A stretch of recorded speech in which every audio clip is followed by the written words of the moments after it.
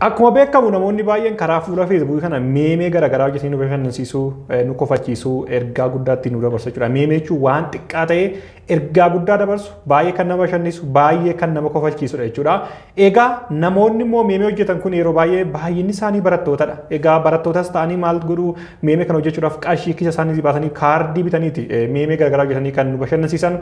Egaa meemeen yeroo isaa kan eeggatedha jechuun wantoota sooshaal miidiyaa kana jiran yookiin immoo ergaa biyya kana keessa jiran yeroo isaa eeggateeti meemeen kan hojjetu jechuudha. Wantootuma yeroo sana jiranii wal fakkeessee bifa gabaabaadhaan ergaa guddaa kan dabarsu, kan nama kofachiisu, kan nama bashannansiisudha jechuudha. Meemeen egaa meemee gaggaarii baay'ee ergaa guddaa dabarsantu jira.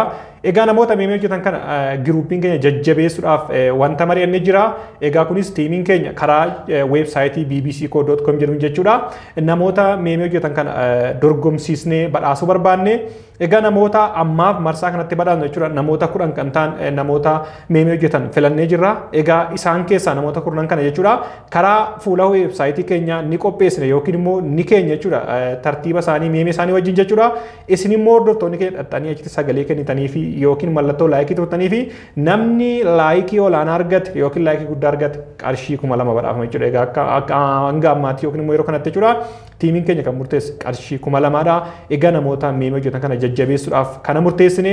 Egaa kaleessa karaa fuula feesbuukii keenya beeksisneera jechuudha. Namoota meemee hojjetan dorgomsiisnee akka badhaasnu. Egaa akkuma waadaa galletti kennu namoota 10 kan ta'an karaa weebsaayitii keenya liistii isaanii keenyarra.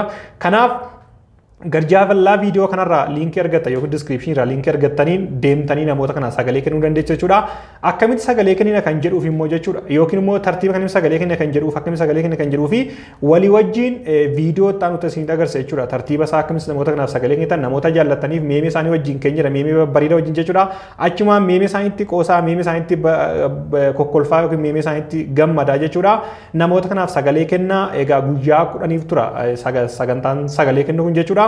Egaa guyyaa 10f sagalee isin kennitan hundoofne immoo nama injifate yookiin nama laayikii guddaa argate ni badhaasa jechuudha. Namoonni meemee hojjetan illee nun sagantaan kun bifa biraatti fudhatana isin jajjabeessu qofaa fi ergaa biraan qabu. Kanaaf egaa akkuma beekamu tiimiin keenya yeroo baay'ee karaa weebsaayitii keenya qaanaa pireesii biig boolee BBC wajjin ta'ee jechuudha yeroo baay'ee badhaasa yookiin lootorii isinii qopheessaa ture. Fakkeenyaaf qaanaa pireesiitti marsaa 5ffaa dheengadda kana baasnee jirra. Namni dheengadda mo'ate nama biyya Suudaan jiraatudha. Ridwaan nama jedhamu qarshii 16,000 fudhatee egaa jechuudha marsaa 5 darba irratti namoota bakka garaagaraa jiran fudhate jechuudha. Kan BBC illee yeroo darbe namoo marsaa 2 yeroo 2 badhaasa garaagaraa qopheessinee namoonni fudhatanii jiranii. Egaa kun BBC yookiin immoo weebsaayitii BBC irraa marsaa isa 3ffaadha jechuudha badhaasni qophaa'ee. Kanaaf badhaasni kun immoo warra meemee hojjetuuf qophaa'e waan ta'eef kanaaf namoota meemee hojjetan kana hundumaafuu deemaa sagalee kennaafi ta'u egaa meemee isaaniitti akkuma bu'aaraa turte san ammallee sagalee isaaniif kennaa ta'u namni kun eenyu akka mootu wal wajjii ilaalla waan ta'eef sagalee keessatti hundoofne egaa guyyaa 10 booda riizaaltii yookiin bu'aasaa kan isin beeksisnu ta'a. Ammaaf akkamitti akka sagalee keenya itti fufnee ilaalla waan ta'eef hamma dhumaatti nafaana turaan affeerraa kooti. Hordoftoota keenya akkuma jalqaba isiniin jedhe egaa sagantaan kun sagantaa meemee awwaardiidha. Egaa namoota meemee hojjetan filannee haga nama 10 ta'e tokko dorgomsiisnee sana booda nama tokkoffaa bahanii badhaasna jechuudha. Egaa kanas akkasitti sagalee isin itti kennitaniif isinitti agarsiisa namoota kanaaf jechuudha. Egaa namoota kanaaf sagalee kennuudhaaf biroozarii moobaayilii keessan irra jiru bira deemtanii fakkeenyaaf ani googilii bira haa deemu. Egaa googilii bira yookiin immoo biroozarii kiroomis haa ta'u faayirefoksii kama qabdan bira deemtanii iddoo sarchii kanarratti bbcco.com jettanii barbaaddu jechuudha. bbcco.com jettanii barbaaddu sana booda jechuudha namoota isin sagalee kennitaniif ni argattu jechuudha. Fakkeenyaaf jalqaba irratti akkuma weebsaayitii kana seentanii dorgommii meemee awwaardii kan jedhu jira jechuudha. Egaa akkanumatti gadi harkistanii iddoo kanatti jechuudha kinoo namoonni isin sagalee kennitaniif tarreeffamanii jiru jechuudha. Fakkeenyaaf Carraa Oromoo, Quubsaa, Biqilaa Dabaloo. Egaa namoonni kunniin namoota meemee hojjetan karaa fuula feesbuukiin beektan jedhee yaada.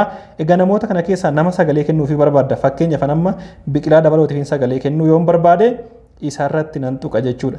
Ergan tuqee booda inni naaf banaa.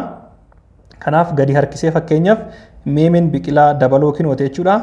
Egaa meemeen saas jira. Meemee kanarra gadi bu'eetan kinoo mallattoon sagalee kennuuf as jirti jechuudha. Fakkeenyaaf laayikii ishee fakkaatan jechuudha. Ishee irratti tuqee sagaleen kennaaf jechuudha. Egaa amma Biqilaa Dabalootiif sagalee kenneera. Egaa nama bira xanii sagalee kennuuf ammallee yoo barbaaddan bbcco.com kan jedhu gubbaa irratti barreeffama gurguddaa kan barreeffame tuqxanii duuba deebitanii ammas nama barbaaddan nama kan biraa sagalee kennuu barbaaddan fakkeenyaaf Saamii Shibbiruu sagalee kennuu barbaaddan isarratti tuqaa. sana booda naabana jechuudha ammallee gadi bu'eetanii meemiin saamii sibbiruu kinooti egaa asirratti sagaleen kennaaf jechuudha kanattiin sagalee kennaaf. Egaa akka kanatti hunduma isaanii yoo barbaade yookiin nama jaalladhu nama meemee sanatti toleef sagalee kennuu ni danda'a. Gama biraa immoo yoo asirraan isin dhufuu baate akkuma BBC koo seentaniin jechuudha. Akkuma BBC koo .com jettanii sarchi gootaniin asitti akkuma BBC koo .com jettanii sarchi gootaniin jechuudha. Meenuu seentu haaluma salphaadhaan jechuudha. Karaa biraatiin immoo namoota dhuunfaa argachuudhaaf meenuu seentu.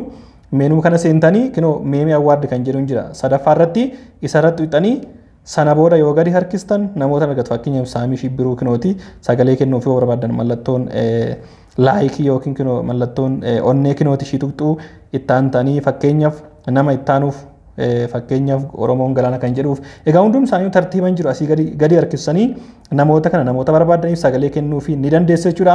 Piliis sagalee kennaaf egaa sagalee kennuun kun guyyaa 10 tura. Egaa achi keessatti namoota guyyaa 10 booda namoota kana keessa jechuudha. Sagalee olaanaa yookiin immoo mallattoo laayikii olaanaa kan argate badhaasa kana ni mo'ata jechuudha. Kanaafuu piliis hundumti keessanuu namoonni meemee hordoftan meemee jaallattan namoota kanaaf sagalee ta'a isiniin jechuun barbaada.